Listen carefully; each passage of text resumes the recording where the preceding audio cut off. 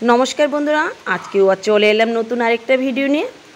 तो बंधुरा अन्य दिनेर मतो आजकेर भिडियोते तोमादेर स्वागत जानाच्छि। देखो प्रचंड बृष्टि होच्छे, कालके सकाल बेलाओ बृष्टि छिलो, आजकेओ बृष्टि। एखन बाजे सकाल 6टा और एमन बृष्टि होच्छे जे बाइरे बेरोनोई जाच्छे ना। तो जाई होक बृष्टिटा कमे किना देखी, यदि ना कमे ताहले छाता निये आमाके भिडियो बानाते होबे, कारण एत बृष्टिते आमार गाछगुली एकटू खराब हो गेछे, एगुलिके एकटू माटी टाटी दिए ठीकठाक करे दिते होबे। विशेष करे मूला गाछगुली एकदम माटिर साथे शुये गेछे।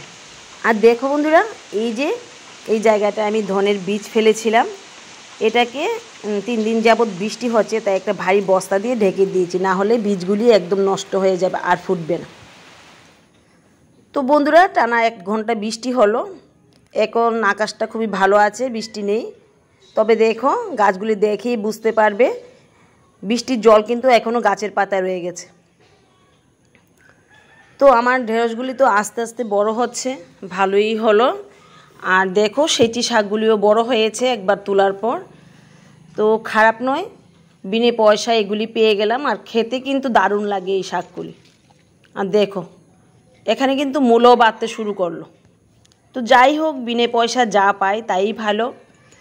আর বন্ধুরা এরকম বস্তায় একটু একটু করে তোমরা লাগিয়ে রাখো, দেখবে একদম সাধারণভাবে লাগিয়ে রাখো, কোনো পরিশ্রমের দরকার নেই, কোনো সার টারের দরকার নেই, দেখবে তাতেই কিন্তু প্রচুর সবজি হবে।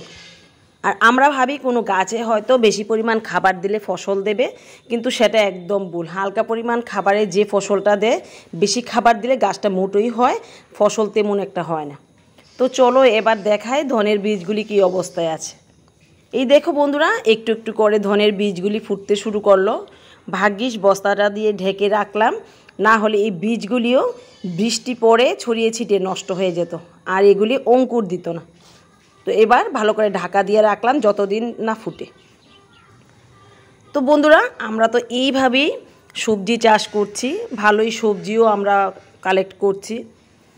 তো বন্ধুরা তোমরা যারা নতুন বাগান করছো তারা যদি একবার বীজ ফেলো, চারাটা বেরোয়, তখন যদি বৃষ্টি কিংবা রোদে গাছগুলি নষ্ট হয়ে যায় তাহলে মনটা কিন্তু একদম তোমাদের নষ্ট হয়ে যায়। তোমরা ভাবো কি যে আমার দ্বারা আর হবে না, হয়তো আমি পারি না। সেই কথাটা একদম ভুল, একদম ভুল সেই কথাটা আমি বলছি। একবার না হলে কি হলো, আবার লাগাও। আমি তো এইরকমই করি, আমার কত বীজ নষ্ট হয় আবার কতবার লাগাই, তাতেও কিন্তু আমার কোনো লস বা লোকসান হয় না। আমি তো বিনে পয়সায় পেয়ে যাচ্ছি এত এত সবজি। তোমরা যারা আমার আগের ভিডিওগুলি দেখেছো কিংবা নতুন যারা বন্ধু আছো আমার ভিডিওগুলি দেখবে, আমি কিন্তু বাড়ি থেকে বিনে পয়সায় প্রচুর পরিমাণে সবজি পাই। এখন বৃষ্টিতে কিছু নষ্ট হয়ে গেছে তাই বাড়িতে তেমন একটা সবজি নেই, তাহলে কি হলো আবার বীজ লাগাবো, আবার ঝুড়ি ভরে সবজি তুলবো। তো তোমরা মন খারাপ করবে না, বীজ নষ্ট হয়ে গেলে আবার লাগিয়ে দাও। আমাদের বৃষ্টির যেমন দরকার রোদেরও দরকার। তো অতিরিক্ত বৃষ্টি বা অতিরিক্ত রোদ কিন্তু আমাদের কর্মের ফল। আমরা যে প্রকৃতি নিয়ে খেলা করছি তার জন্য কিন্তু এরকম হচ্ছে, প্রকৃতির কোনো দোষ নেই। তো যাই হোক নর্মালভাবে বাগান হচ্ছে।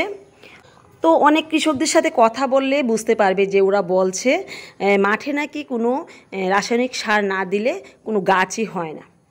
তো ওদের কথাটাও ঠিক আছে, আমি ভুল বলছি না, ওদের কথাটাও ঠিক আছে, কিন্তু সেটা হচ্ছে তাদের ভুলের কারণে।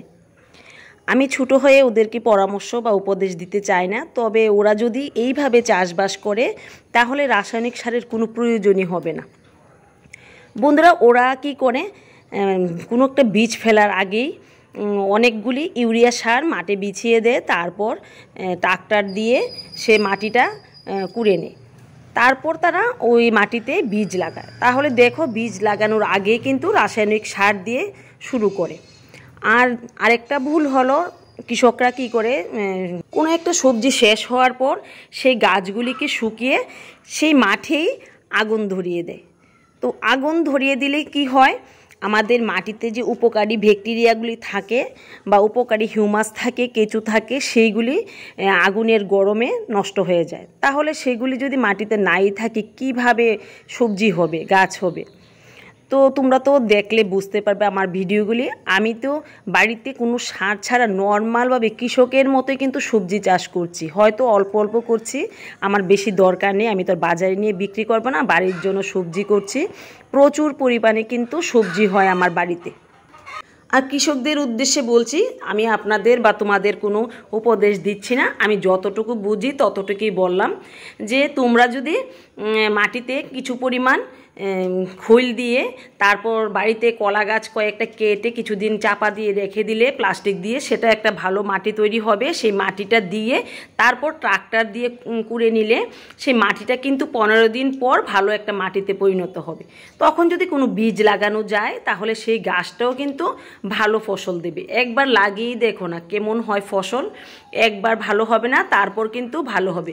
প্রথম বছর তো ভালো হবে না, কারণ মাটিটা নষ্ট হয়ে গেছে ইউরিয়া ফিউরিয়া দিয়ে। তো এইভাবে করে দেখো, দারুণ কিন্তু ফসল পাওয়া যায়। তো রাসায়নিক ব্যবহার করলে মাটির যে উপকারী জীবগুলি সেগুলি মারা যায় এবং মাটির উর্বরতা শক্তি হারায়। তো ঠিক আছে, আজকে আর বেশি কথা বলবো না। অনেকেই বলে আমি বক বক বেশি করি। তো ঠিক আছে, আজকের ভিডিওটা এখানেই রাখছি। দেখা হবে আগামী আরেকদিন আরেকটা ভিডিওর সাথে।